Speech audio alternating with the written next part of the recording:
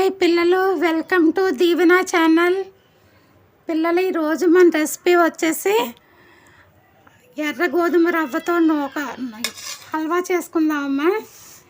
ఈ హల్వాకి నూక ఇలా బరకగా ఉండాలిరా. ఈ ఎర్ర నూకలో కూడా సన్నపాటి నూక కూడా అమ్ముతారు మనం ఉప్మా చేసుకోవటానికి. దానికని అడగకూడదు. హల్వా చేసుకోవటానికి చెక్క ముక్కగా ఉన్న నూక తీసుకోవాలి. మనం ముందుగా మీకు కొలత చెప్పలేదు కదా, నేను ఈ గ్లాస్తో రవ్వ తీసుకున్నాను రా. ఒక గ్లాసుడు బెల్లం వేసి కొంచెం పంచదార వేస్తాను రా.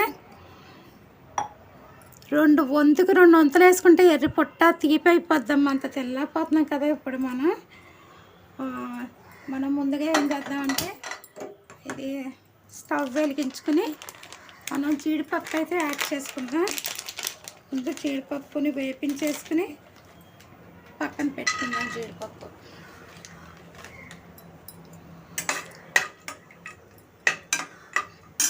ఇదిలా వేగుతుంది.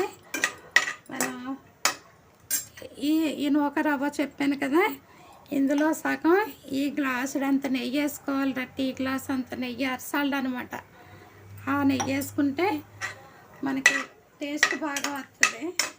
దీన్ని కొంచెం బాగా శ్రద్ధగా చేసుకోవాలమ్మ. చేసుకుంటే చాలా చాలా బాగుంటుంది. ఇప్పుడు ఈ జీడిపప్పు పలుకుల్ని నేను ఒక బౌల్లో తీసేసుకుంటాను.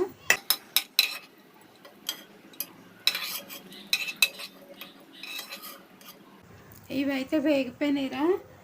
ఇప్పుడు ఈ నేతిలో మనం ఈ రవ్వను వేసేస్తాం.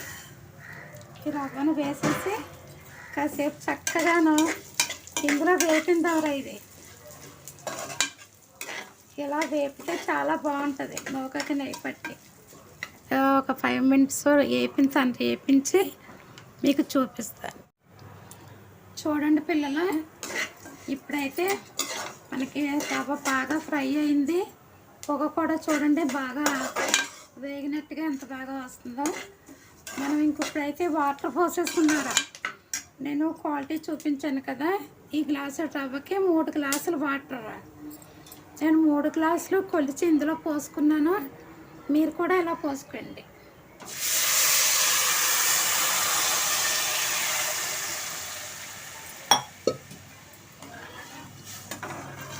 ఒక మందపాటి కింద తీసుకుని అందులో ఉడికించుకోవచ్చు అనుకుంటారు, కానీ చాలా టైం పడుతుందిరా. ఎందుకంటే ఇది బాగా బరగ్గా ఉంది కదా. ఇది బాగా మెత్తగా ఉడకాలి. మెత్తగా ఉడకపోతే అసలు బెల్లం వేసాక అస్సలు ఉడకదు. అందుకని మనం ఏం చేస్తానంటే, నేనైతే ఒక మూత పెట్టేసి ఒక 2 విజిల్స్ వేయించేస్తాను. అప్పుడు చక్కగా పొడిగా ఉడికిపోతుంది. నేను అలా చేస్తాను. తర్వాత ఏమో మీకు చూపించవలసింది కొద్దిగా దేంటో చూసారా, ఒక్క యాలక్కాయ, ఈ చిన్న ముక్కలు 2, ఇది ఏంటంటే జాజికాయ, చిన్న ముక్కల గ్లాస్ కొలతకి. ఇవైతే జాజి పువ్వు కొంచెం ఇలాగా కచ్చా పచ్చగా కొట్టి మెత్తగా వేస్తాను. ఇవన్నీ మనకి ఈ హల్వాలో సువాసనగా ఉండటానికి మనం ఈ వేసుకుందాం. కొద్దిగా మెత్తగా పొడి చేస్తాను దీన్ని, అప్పుడు వేస్తాను.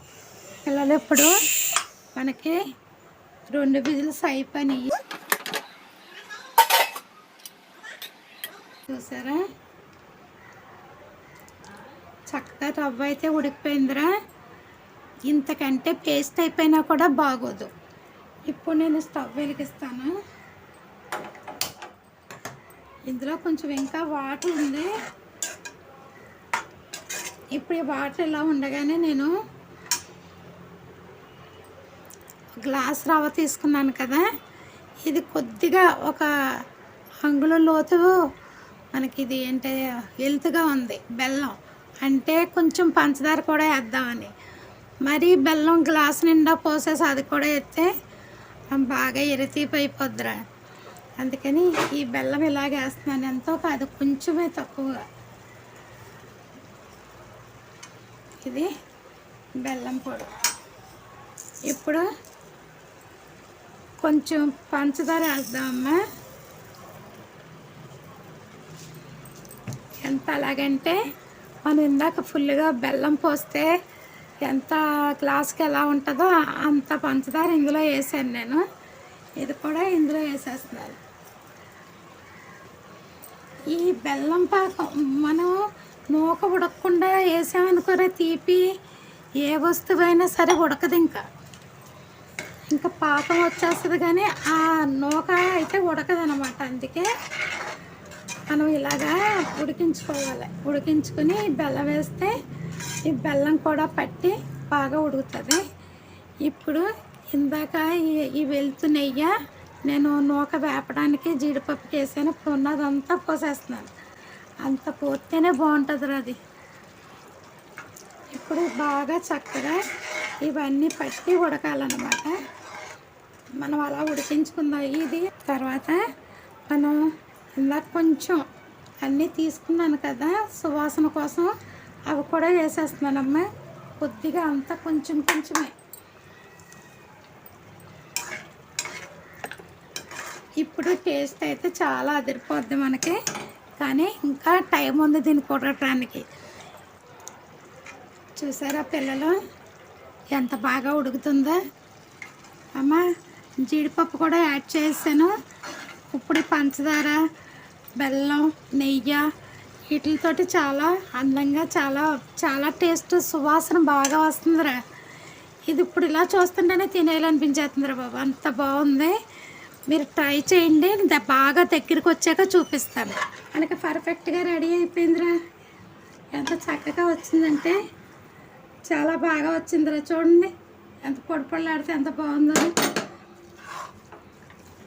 ఇలా మీరు కూడా ట్రై చేసుకోండి, సంతోషంగా తినండి పిల్లలు. ఇదిగో హల్వా అయితే బాగా రెడీ అయిపోయింది. నేనైతే ఆగలేను. ఒక స్పూన్ అయితే నేను టేస్ట్ చేస్తున్నాను. మా మనవరాలకు కూడా ఒక స్పూన్ పెడుతున్నాను. తీసుకో.